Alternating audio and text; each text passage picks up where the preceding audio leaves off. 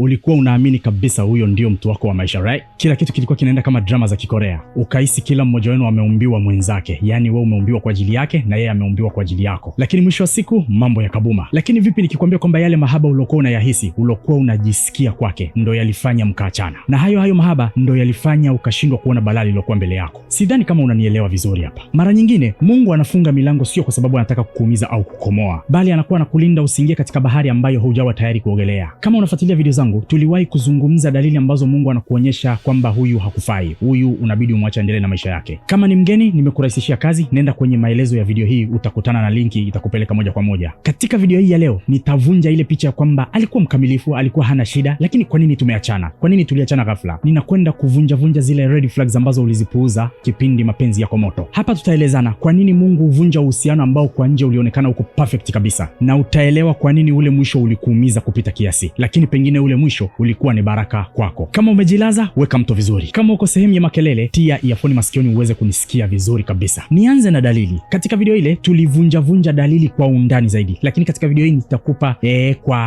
kwa rasha. Katika video ile tulisema kwamba dalili mojawapo, mara nyingi mahusiano yenu yanakuwa ni ya kurumbana mara kwa mara. Lakini namba 2 nikazungumzia kuhusu mahusiano yenu kuwa na ukata. Namba 3 tukasema mmoja wenu anaweza akawa mguu mmoja ndani, mguu mmoja nje. Kisha namba 4 tukasema kwamba Roho Mtakatifu anaweza akapitia kwa watu wako wa karibu kabisa akakuonyesha kwamba haya mahusiano sio. Kama utakuwa na time na bando, unaweza ukatembelea linki niliyokuelekeza ili kuelewa zaidi na zaidi. Ila pia mnaweza mkaachana ghafla tu na kila kitu kilikuwa bie, ukabaki unajiuliza kwani nimekosea wapi? Kwani kuna sehemu kaangukia akapigwa kimbola akazama mazima? Hapa Waswahili wananielewa.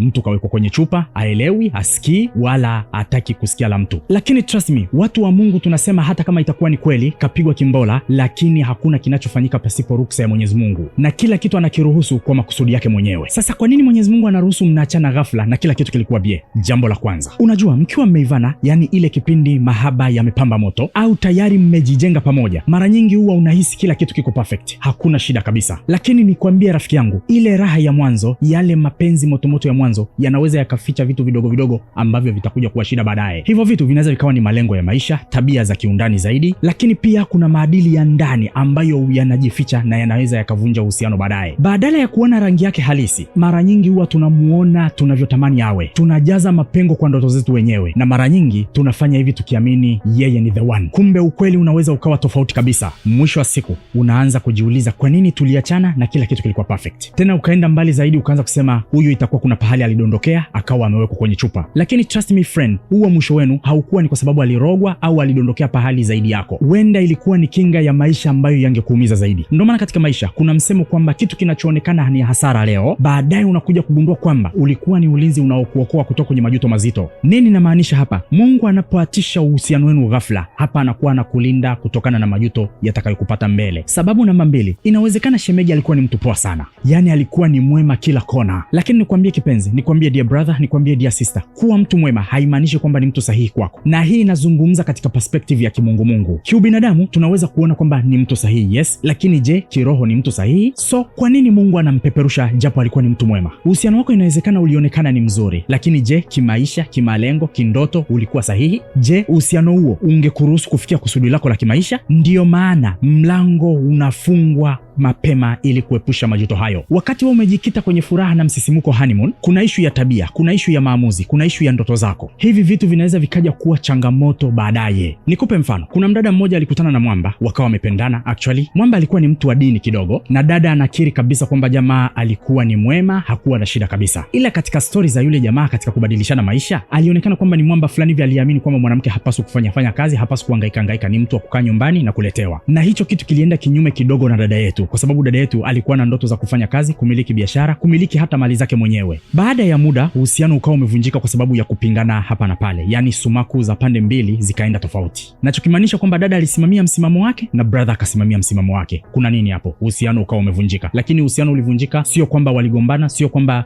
alimfanyia kitu kibaya zaidi. Ni misimamo tu. Na jamaa alisimamia msimamo wake kwa hoja kadhaa na dada akasimamia msimamo yake kwa hoja kadhaa. Dada anakiri, anasema ilimuuma kwa sababu jamaa alikuwa ni mtu mwema na hakufikiria kama angepata mtu mwingine ambaye naye angekuwa ni mtu mwema na angeendana na ndoto zake. Ona Mungu alivyo ajabu. Sasa dada baada ya kukubali hali ile, baada ya miaka miwili dada akaja kupata mtu ambaye walikutana katika biashara hizi. Jamaa akamsapoti kuhusu biashara zake, wakabadilishana, wakasapotiana, mwisho wa siku mahusiano yakaanzia pale. Saizi tunavyoongea mahusiano yao yamekuwa makubwa na wamejenga familia na bado wanaendelea kufanya biashara zao, maisha yanaendelea. Dada anakuambia kwamba hapo ndipo nilipogundua kwamba ex hakuwa mtu sahihi, japo alikuwa ni mtu mwema. Kulikuwa kuna mtu sahihi anaendana na mimi niliyowekewa na Mungu wangu. Hapa nahisi unanielewa kwamba mara nyingine Mungu anamuondoa mtu kwa kuepusha majuto kama hayo. Sababu namba 3, kama nilivyosema, huwa kuna ishara ndogo ndogo tunazipuuza kwa kujiambia ni mambo ya kawaida hayo.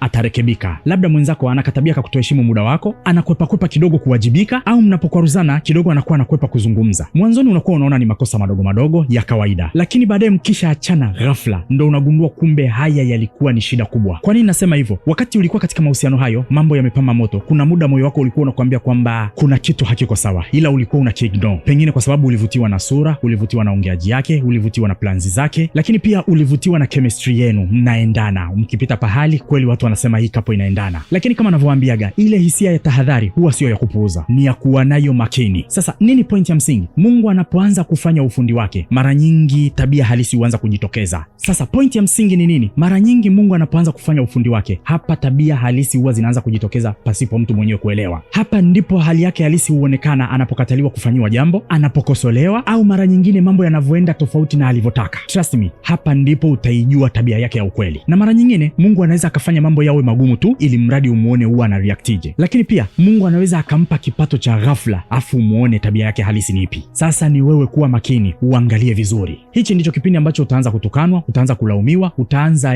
kununiwa, kususiwa. Hichi ndicho kipindi ambacho kama ana kipato kimeongezeka, ataanza kutoka nje ya mapenzi yenu. Sasa kwa sababu wewe ni kinganga, utaona is normal, is kawaida, utaendelea kungangania. Lakini kwa sababu Mungu ndiyo muweza wa yote, anakuonyesha kisha anafunga uhusiano ule, munaachana. Hapa Mungu anakuwa na maana gani? Anataka kukuepusha na nyakati ngumu za baadaye, nyakati za njia panda. Yaani anakuepusha na ule wakati wa kwamba sasa nishanasa, nafanyaje? Nishamzalia, nishaoana naye, nishajenga naye, natokaje? Sababu namba 4, hapa naomba ukae utulie, kwa sababu hii ni hatari. Tunaelewa kwamba kupenda ni zawadi kutoka kwa Mungu, right? Lakini jambo ni kwamba unapompenda mtu kupita kiasi zaidi ya unavyompenda Mungu, tena ukaanza kutoka nje ya njia za Mungu, hapo ndipo balaa linapoanzia. Imagine unaanzisha mahusiano na lengo ni zuri tu, ila kadiri mnavyokwenda ndio anaanza kuwa chanzo cha furaha yako, sio Mungu tena. Na mara nyingine muda umefika wa ibada, lakini unakwepa ibada au unaskipi ibada kwa sababu uko unachati naye au kwa sababu uko naye. Wazungu wanasema muna enjoy. Na hata katika maisha yenu hajawahi akakaa akakushauri kitu kinachohusiana na Mungu.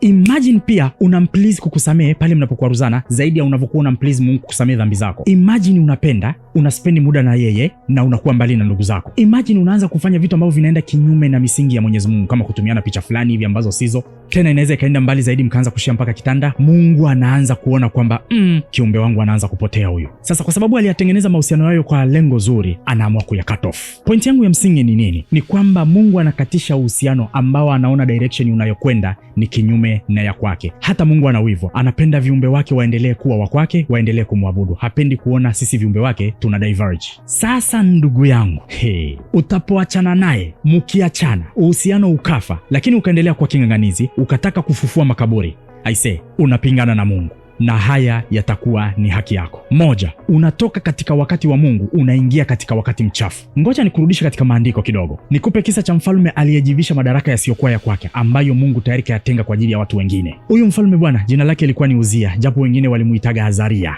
Huyu jamaa bwana, unaambiwa alipata ufalme kwanza akiwa mdogo, alikuwa na miaka 16. Inasemekana alivishwa taji la ufalme katika nchi ya Yuda. Kipindiko babaka alikuwa ameuawa kwa ajili ya tofauti za kisiasa. Nchi yake ilikuwa imegawanyika. Nchi yake ilikuwa inawaabudu sanamu, lakini pia na waabudu Mungu, lakini kama unavyojua tamaa za madaraka. Lakini baada ya kuvishwa taji, huyu jamaa uongozi wake ukawa ni wa tofauti kabisa. Kwanza alikuwa ni mtu ambaye anatamani kuwa mtu wa Mungu, yaani alimtafuta Mungu kwa kumtafuta mzee mmoja mwenye hekima, na huyo mzee alikuwa anaitwa mzee Zakaria. Huyu mzee alimfundisha masuala yote ya kumheshimu Mungu, kumwabudu Mungu, na maandiko yanasema na Mungu naye akamfanikisha. Alimfanikisha sio katika kumwabudu tu, alimfanikisha katika masuala mengi. Huyu jamaa bwana akaja kuwa mtaalamu wa miundombinu, lakini pia na mtaalamu wa vita. Unaambiwa alijenga upya bandari ya Eilat, akarudisha njia zote za biashara za Yuda. Unaambiwa alipigana vita nzito na Wafilisti na akabomoa kuta zao, akajenga minara huko, akajenga mpaka makazi ya Wayahudi. Unaambiwa aliwashinda mpaka Waarabu, akawalazimisha kulipa kodi. Unaambiwa around Misri jina lake likawa tishio, ila taaluma yake kubwa ilikuwa ni ishu ya uhandisi. Hii ilimsaidia yeye kujenga majengo makubwa, minara mirefu, kuchimba visima, na alifanya yote kwa sababu alikuwa ni mtu anayeipenda nchi yake, alikuwa anaipenda ardhi ya nchi yake. Unaambiwa ni mwamba aliyekusanya jeshi kubwa na akatengeneza silaha nzito, kipindi hiko silaha za manati, yani manati za kurusha mawe, lakini pia mishare ya kwenye minara. Na huu uwezo wote sio kwamba alifanya yeye mwenyewe, ni kwa uwezo wa Mungu. Alikuwa ni mcha Mungu na anamuomba Mungu. Mwamba alikuja kupatwa na anguko, na anguko lake ilikuwa sio vita, ilikuwa sio njaa. Here is everything happened.